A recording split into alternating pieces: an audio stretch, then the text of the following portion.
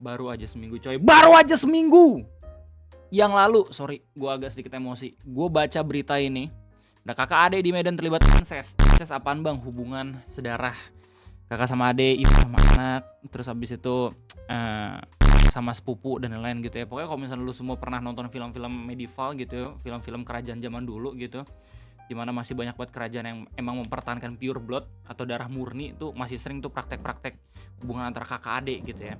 Tapi nanti gue bakal kasih tau lu semua juga gimana resiko pada akhirnya kalau misalnya ada seorang manusia gitu yang berhubungan dengan kerabatnya sendiri. Terus kemudian di berita dikasih tau kalau misalnya bayi hasil hubungan dikirimnya lewat ojol. Sebelum adanya berita ini, ramai duluan video ojolnya yang nemuin kalau misalkan paket yang dikirim itu bayi. Gimana kabar bayinya bang? Innalillahi udah ditempatkan di sisi yang paling baik gitu ya. Si dede bener-bener gak pantas buat dapet orang tua kayak mereka kayak gitu. Kemudian akhirnya ditahan mereka berdua. Yang bikin keselnya itu ketika pertama kali ini berita rame, si ojolnya tuh seakan-akan disalahin sama warga sekitar. Padahal si ojolnya sendiri yang tahu kalau misalkan ini tuh udah gak beres dari awal gitu loh. Akhirnya ditelusuri sama polisi dan akhirnya ditemukanlah siapa yang ngirimnya. Dan orang-orang makin kaget lagi. Karena dikira nih ya, ini cuman, gak cuman juga sih. Ini bayi yang emang dari hubungan di luar pernikahan, tapi ternyata hubungan sedarah. Dan beberapa hari kemudian setelah adanya berita ini, muncul sebuah topik yang lebih gila lagi. Ada grup Facebook yang akhirnya diketahui sama banyak banget orang-orang di Indonesia, di mana grup tersebut berisi orang-orang yang punya fantasi liar akan hubungan sedarah atau saudaranya sendiri. Bahkan lebih parah sama orang tua dan juga anaknya sendiri. Ini topik ramai banget diomongin coy, di Twitter, di Facebook, terus habis itu di Instagram gitu ya. Di Instagram udah banyak banget, bahkan mutualan pribadi gue gitu udah banyak banget yang nge-share. Kalau misalkan seingat gue tuh udah sampai 400.000, nah yang 416.000 orang yang share ini via Instastory dan udah langsung nge-mention kepolisian Indonesia untuk langsung ditindak tegas. Karena ini udah berhubungan dengan anak-anak, ini udah berbahaya banget coy. Maksudnya kalau misalnya pada akhirnya lu udah punya anak gitu ya, terus habis itu lu tahu society lingkungan lu tuh udah ada kayak gini, udah ada sebuah grup di Facebook, ini Facebook lagi gitu coy. Definisi grassroots yang sebenarnya, kalau misalnya lu berpikir grassroots itu TikTok, bukan, grassroots itu ada di Facebook. Karena grup apapun, orang-orang apapun tuh bisa lo temuin di sana gitu men. Kalau misalnya lo dapet forum yang asik, lu bakal ketemu sama orang-orang yang asik. Kalau misalnya lo ketemu sama orang-orang anomali di Facebook, lu bakal ketemu sama sekumpulan orang-orang anomali. Dan salah satunya grup ini, semakin lama gue memperdalam topik ini, semakin gue gak bisa ngeliatin ke lu semua postingan-postingan apa aja yang udah dibuat sama orang-orang dalam grup tersebut. Karena bener-bener disturbing. Bukan lagu Persona ya, disturbing the peace, bukan, maksudnya disturbing dalam artian mengganggu kejiwaan lo yang sehat. Dan juga untuk menghormati para korban-korban. Jadi gini loh, kalau misalnya gue bilang korban, sebenarnya ya alhamdulillah gitu, ini masih pada niatan. Gue bakal simpulin sendiri apa yang terjadi di grup ini sampai pada akhir orang-orang tuh rame banget minta tolong kepada pemerintah biar langsung diurusin. Jadi di grup ini basically berisikan orang-orang yang sering banget ngeposting tentang niatan mereka ataupun fantasi liar mereka ketika mereka ngelihat kerabat, saudara ataupun orang-orang sedarah yang emang tinggal satu rumah sama mereka. Ini gak cuma orang-orang yang jomblo atau orang-orang yang udah desperate banget pengen nyari pacar tapi gak dapet gitu ya. Bukan yang ngelihat foto buku tahunan atau foto kantor, tapi malah ngelihat foto keluarga. Di grup ini bahkan ada orang-orang yang sudah tua atau orang tua memiliki fantasi kepada anaknya sendiri. Hubungan sedarah coy. Kayak men, lu bukan raja di negara Spanyol atau dimanapun gitu yang mempertahankan darah murni, anjing. Lu cuma NPC dalam dunia ini gitu, di zaman 2025 ini gitu coy. Lu ngapain ngelakuin ini gitu loh. Vasektomi bukan solusi kalau misalnya pada akhirnya itu gak menghilangkan nafsunya sih. Justru makin brutal dan juga makin berbahaya gitu loh. Ini udah bener-bener kejiwaan mental yang bener-bener harus diubah gitu loh. Di rukyah gitu ya. Pokoknya desperate banget lah. Gua rasa pemerintah tuh benar-benar harus ngelakuin dengan solusi yang sangat amat ekstrim sampai pada akhirnya ini orang-orang yang ada dalam grup ini bisa langsung hilang gitu niatannya. Dan ini pasti adminnya bakalan gak bisa tidur sama sekali nih. Nggak, dari awal udah gak bisa tidur sama sekali sih, mikirin gimana cara bisa berhubungan sama kerabatnya sendiri gitu, goblok. Tapi sekarang udah diburu, udah dihunting sama banyak banget pihak-pihak. Jadi setelah grup ini rame diomongin di Twitter dan juga di Instagram gitu ya, terus kemudian jadi atensi nasional, udah diberitain juga di berbagai macam media massa. Akhirnya ada 3 pihak dari pemerintah yang langsung turun tangan. Yang pertama itu dari Kementerian Digital atau Komdigi via berita Kompas gitu ya, dengan judul blokir grup incest di Facebook, Komdigi bertentangan dengan norma. Terus kemudian polisi pun udah terjun dan juga turun tangan karena udah ada yang langsung mention dan juga nge-tag gitu ya akun Divisi Humas Polri di Twitter setelah adanya berita kayak gini. Baik grup Facebook Fantasi Sedarah, polisi terjun selidiki. Terus yang terakhir ini udah jadi atensi dari beberapa anggota DPR. Oke, ini kayak misalkan Pak Syahroni gitu, geram ada grup Fantasi Sedarah desak Komdigi dan Polri segera mengusut, menjijikan di sini ya. Beritanya dari Jatim Times, viral grup Facebook Fantasi Sedarah kini ganti nama jadi Suka Duka dan Menghilang. Kabarnya gimana bang grupnya? Kabarnya udah hilang, udah diblokir sama Komdigi. Gua sengaja nggak ngasih tahu lu gitu grupnya apa, karena basically nggak cuma 1 doang grupnya, tapi ada 6. Ada 6 grup. Gak cuma grup Fantasi Sedarah doang, tapi ada lagi grup-grup kayak misalkan ini Cerita Dewasa Sedarah dan lain-lain gitu. Maksudnya kalau misalnya pada akhirnya lu bercanda lagi lebaran terus lu ketemu sepupu yang cakep gitu, kayak boleh nggak sih jodoh itu sepupu doang gitu. Kalau konteksnya bercanda doang sih sebenarnya nggak masalah gitu ya, karena kita juga tahu kalau misalnya itu nggak akan lu lakuin. Tapi kalau misalnya pada akhirnya bener-bener dijabarin pakai paragraf, kalau misalnya emang ini bener-bener niat emang pengen dilakuin secara detail, ini udah problematik. Gue bakal kasih tau ke lo semua kenapa pada akhirnya incest itu benar-benar tidak direkomendasikan, bahkan udah menjadi bahaya. Soalnya ini udah ada beritanya juga dari Honest Doc gitu ya, alasan dunia medis larang pernikahan sedarah dan ini berbahayanya.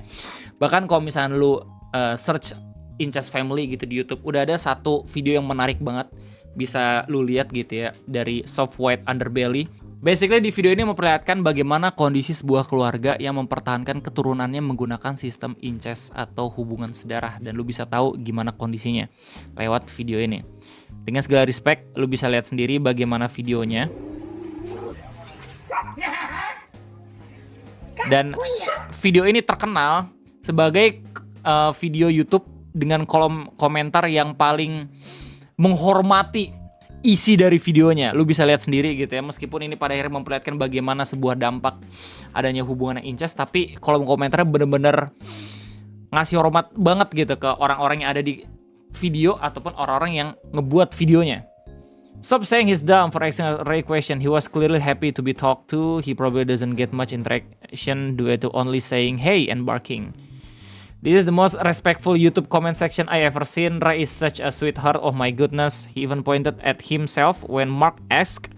He seemed happy to see Mark after years. So heartwarming. Kayak gitu, lu bisa lihat sendiri videonya kayak gimana. Jadi, kalau misalnya lu semua tanya, emang bahayanya apa? Lu bisa tahu di berbagai macam artikel yang bisa lu temukan di internet. Salah satunya yang gue lihat nih di Honest Docs. Bahaya pernikahan sedarah, bahaya kesehatan. Yang pertama, itu nggak cuman ke lu sendiri sebagai pasangan, tapi juga sebagai jabang bayi yang bakal lu lahirkan atau hasilkan dari hubungan tersebut. Karena anak tersebut nantinya bakal berpotensi memiliki sistem imun yang rendah, kemudian bisa berpotensi lahir cacat, hemofilia, penyakit autosomal resesif. Dan kalau misalnya lu lihat lebih detail di poin nomor 2 tentang anak lahir cacat, lu bisa tahu kalau misalnya ini udah ada studinya. Pernikahan sedarah yang berasal dari satu garis keluarga dapat menghasilkan keturunan yang cacat. Menurut sebuah studi yang melibatkan 48 kasus incest pada tahun 2008 silam, para ahli menemukan bahwa pernikahan terlarang ini dapat meningkatkan resiko cacat lahir. Didukung oleh penelitian di Cekoslowakia atau di Ceko ya, sekitar 42% anak hasil perkawinan sedarah lahir dengan cacat lahir parah dan meninggal ketika dilahirkan. 42%, hampir 50-50 kemungkinannya. Sementara 11% lainnya mengalami resiko keterbelakangan mental. Kalau misalnya gue kasih tahu lu lewat perspektif Islam, udah jelas gitu, di Islam pun udah nggak boleh hubungan sedarah. Nah kemudian kalau misalnya di Indonesia sendiri, itu udah ada aturannya. Oke, soalnya ini grup nggak cuman hubungan sedarah doang, tapi bahkan udah ngincer anak-anak yang masih satu keturunan. Hukuman yang udah dimuat di Undang-Undang Perlindungan Anak pasal 82 Undang-Undang nomor 35 tahun 2014 tentang perlindungan anak atau perubahan atas Undang-Undang nomor 23 tahun 2002. Pelaku pencabulan terhadap anak di bawah umur dapat dikenai pidana penjara 5 tahun, maksimal 15 tahun dan denda 5 miliar rupiah. Dan ini sanksi berlaku bagi siapa saja yang dengan sengaja melakukan pencabulan atas anak. Jadi di grup itu masih niatan gitu ya, untungnya banyak banget orang-orang yang pada akhirnya ngelihat kalau misalkan ini berbahaya karena basically udah punya pikiran-pikiran kotor. Kalau misalnya udah diperbuat itu makin berbahaya lagi. Jadi benar-benar harus ada contingency plan, udah ada tindakan preventif yang pada akhirnya orang-orang dalam grup tersebut bisa langsung dibasmi gitu niatnya. Biar bener-bener sehat lagi akal pikiran gitu. Kita nggak tahu manusia kayak gimana kan, bejat atau kagaknya gitu loh. Gua rasa shock terapi kayak gini sampai pada akhirnya terkenal di internet gitu di Indonesia. Orang-orang tuh pasti udah pada panik sih di grupnya. Apalagi admin ya. Ketahuan nih pasti nih seminggu aja. 5 sampai seminggu aja. Ini udah ada berita nih pasti adminnya ketahuan. Kayak gitu. Bahkan di sini udah dikasih tahu ya lewat Kompas kalau misalkan Komdigi menegaskan kalau misalkan grup incest yang viral di media sosial Facebook telah melakukan pelanggaran serius atas hak anak di bawah umur. Di mana grup itu memuat konten fantasi dewasa anggota komunitas terhadap keluarga kandung, khususnya kepada anak di bawah umur. Ini yang ngomong Direktur Jenderal Pengawasan Ruang Digital Kementerian Komdigi, Alexander Sabar. Grup ini tergolong pada penyebaran paham yang bertentangan dengan norma yang berlaku di masyarakat. Usai viral, Komdigi langsung melakukan pemblokiran terhadap 6 grup konten negatif tersebut. 6 grup. Komdigi dengan sigap menindaklanjuti aduan masyarakat dan telah melakukan pemutusan akses terhadap 6 grup Facebook. Selain melakukan pemblokiran konten negatif, Komdigi juga melakukan koordinasi dengan platform Meta sebagai induk Facebook atas penyebaran paham yang bertentangan dengan norma tersebut. Dan kami langsung berkoordinasi dengan Meta, Mark Zuckerberg nih, untuk melakukan pemblokiran atas grup komunitas itu. Alexander menegaskan pemutusan akses ini juga merupakan bagian dari implementasi PP nomor 17 tahun 2025 tentang tata kelola penyelenggara sistem elektronik dalam perlindungan anak. Aturan ini mengatur kewajiban setiap platform digital untuk melindungi anak dari paparan konten berbahaya serta menjamin hak anak untuk tumbuh dalam lingkungan digital yang aman dan sehat. Nah, brain rot tuh Pak. Sehingga peran platform digital dalam memoderasi konten di ruang digital menjadi sangat krusial dalam memberikan perlindungan. Kayak gitu. Di sini juga dikasih tahu gitu ya, kalau misalnya polisi juga udah terjun, terus lagi didalemin gitu ya siapa adminnya, terus bahkan di Twitter pun udah rame banget. Intinya ini udah ada tindak lanjutnya, grupnya udah hilang, orang-orang masih pada ngomongin gitu ya, soalnya ini udah dari tanggal 15 Mei 2025. Kita tunggu aja kabar berikutnya gitu, siapa tahu tiba-tiba udah muncul gitu nama adminnya siapa. Ya untungnya masih niat doang gitu. Kalau misalnya pada akhir itu grup isinya adalah sebuah grup konten yang udah ngasih tahu tindakan, itu makin berbahaya lagi ya, anjir sumpah dah, itu udah makin gak sehat lagi. Untung masih niatan dan untung langsung ditanggepi gitu ya. Oke, jadi sebelum gua ending video ngopi ini, gue pengen kita sama-sama berdoa. Masa depan gak ada yang tahu bro. Semoga gak ada doa-doa yang jelek gitu yang menghampiri kita semua sampai pada akhirnya bisa berpikir untuk melakukan hal yang sama dengan orang-orang di grup ini. Oke, ini sangat amat bertentangan dengan norma dan juga akal pikiran manusia gitu, udah kayak binatang soalnya binatang kan ya bisa sesama kerabat keluarga juga gitu loh. Jadi bismillah lah ya, semoga tetap istiqomah, kita bisa mencintai bener-bener basically karena emang kasih sayang keluarga gitu, bukan kasih sayang romantis atau kasih sayang yang cabul gitu. Oke. Terima kasih banyak udah nonton video ngopi kesempatan kayak ini. Sorry banget kalau misalnya gue nggak detail banget gitu ya ngasih lihat dan juga ngebacain cerita-cerita emang di posting di grup tersebut, karena buat apa juga. Yang penting pelajarannya bisa kita ambil bareng-bareng. Terima kasih banyak, sampai jumpa lagi di next video ngopi. Bye-bye.